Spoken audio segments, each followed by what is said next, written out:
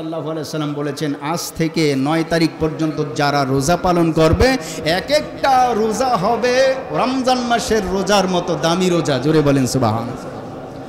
আর এক এক দিনের তাহাজ্জুদের নামাজ হবে লাইলাতুল কদরের রাতে ইবাদত করলে যেমন সওয়াব এমন। সুবহানাল্লাহ। বিশেষ করে আরাফার দিনের রোজা, আহতাসিবু আলাল্লাহ আইয়ুকাফিরা সানাতাল্লাতি ক্বাবলা ওয়া সানাতাল্লাতি বাদা। নবীজি বলেন, আমি আশা রাখি আমার যেই উম্মত জিলহজের 9 তারিখে রোজা রাখবে, ঈদের আগের দিন রোজা রাখবে, তার এই রোজা সামনের 1 বছর এবং পিছনের 1 বছর গুনাহ তার জন্য অগ্রিম মাফ হয়ে যাবে। জোরে বলেন সুবহানাল্লাহ।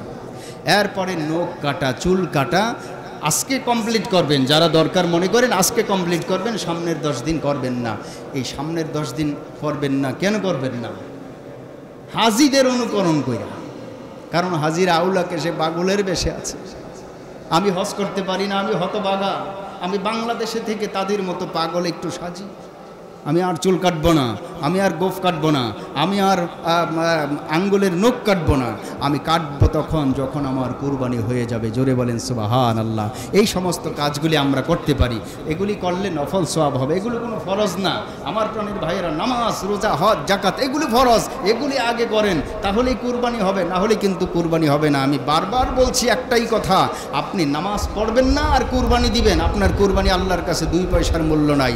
আর যদি আপনি নামাজ পড়ে কুরবানি দিতে পারেন, তওবা করে যদি কুরবানি দিতে পারেন, আল্লাহ রাব্বুল আলামিন বলেন, এই কুরবানির পশুর রক্ত, এই কুরবানির পশুর রক্তটা গলা থেকে মাটিতে পড়ার আগে আগেই আমি আল্লাহ রাব্বুল আলামিন তার জীবনে সব গুনাহ মাফ করে দেব। শুধু তাই না, এই পশুতে যতগুলো পশম আছে এই পরিমাণে নেক তার আমলনামায় দিয়ে দেয়।